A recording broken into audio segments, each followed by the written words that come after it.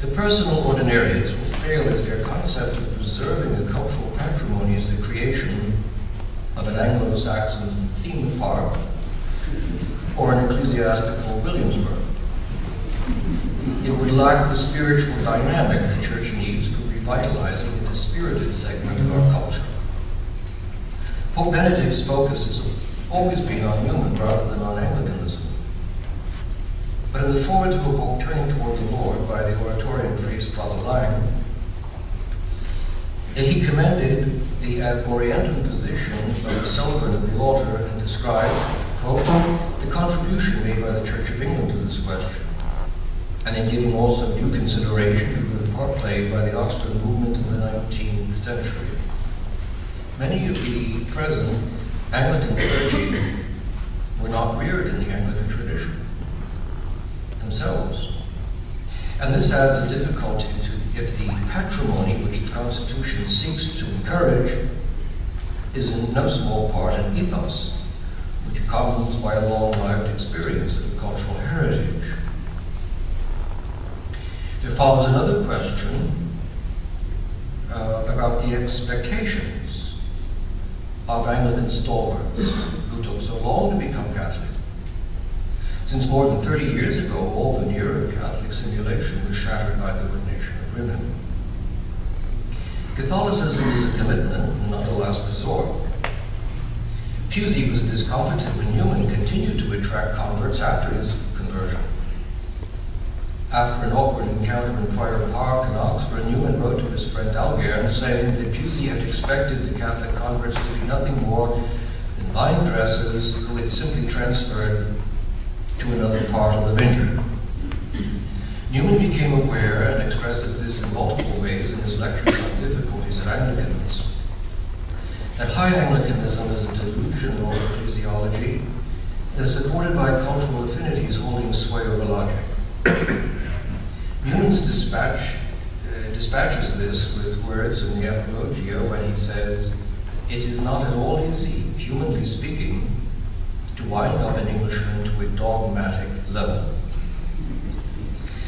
The prefect of the Congregation for the Doctrine of the Faith, Cardinal Veda, said on March 9 of this year that among the distinctive elements of Anglican heritage should be included the spiritual and intellectual gifts of the Oxford movement in the 19th century. The then Anglican cleric Newman, together with his fellow Tractarians, have left a legacy that still enriches the common Catholic patrimony. Thus, the Anglican patrimony consists in the method of living the apostolic life. Newman and his fellows gave it new life by opting for the fullness of Catholicism in an action rooted in an intuition of history ignored in our own day. Newman's argument for the development of doctrine as an economy requiring what he called preservation of type and chronic vigor is the antecedent cousin of Pope Benedict's hermeneutic of continuity. The Holy Father might paraphrase with benevolent Bavarian courtesy what Newman said rather curtly: to be deep in history is to cease to be Protestant. After attending one of Newman's 12 lectures on Anglican difficulties, delivered in London in 1815, which provide a guide for wavering Anglicans today, Thackeray rose from his seat, daunted by the Newmanian logic, and cried out, "It is either Rome or Babylon, and for me, it is Babylon." The case is the same today to a larger audience. It is either Rome or Babylon. And these lectures, treated nervously by some who would tone down Newman's popery, are the beating heart of the exhilarated Catholic Newman. It is noteworthy, if not inexplicable, that the leading modern Anglican interpreter of Newman, Owen Chadwick, in his book The Spirit of the Oxford Movement, 1990, does not once refer to the lectures on Anglican difficulties. In that, Newman said, "All depends on the fact of the supremacy of Rome. One vessel alone can ride those waves. It is the boat of Peter, the Ark of God. I conclude by recalling that in 1988, I made the longest of all possible trips on this planet, the treacherous and usually fruitless journey from Oxford to Cambridge. I went to hear a lecture by Cardinal Ratzinger. To the dismay of some of the faculty who attributed the vast outpouring of graduates, they were standing outside in the rain, to what one professor called the current young people's fad for medievalism. Ratzinger spoke of eternal verities in a way which I imagine might have been composed by Newman. Both are musicians. Newman, a violinist, Ratzinger, a pianist.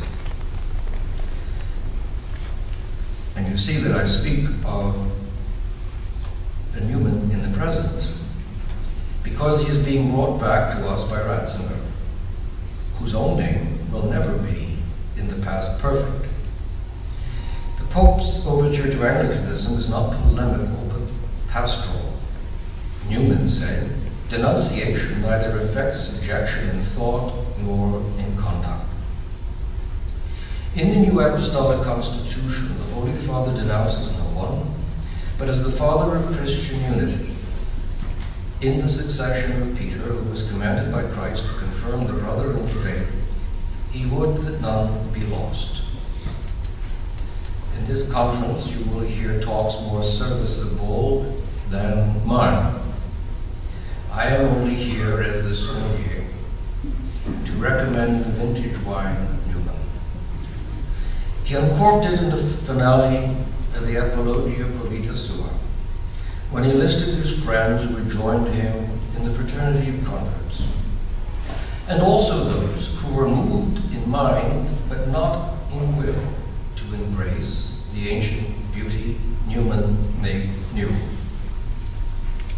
He wrote one last line, and I earnestly beg for this whole company, with the hope against hope, that all of us, who once were so united and so happy in our union, may even now be brought at length by the power of the divine will into one fold and under one shepherd.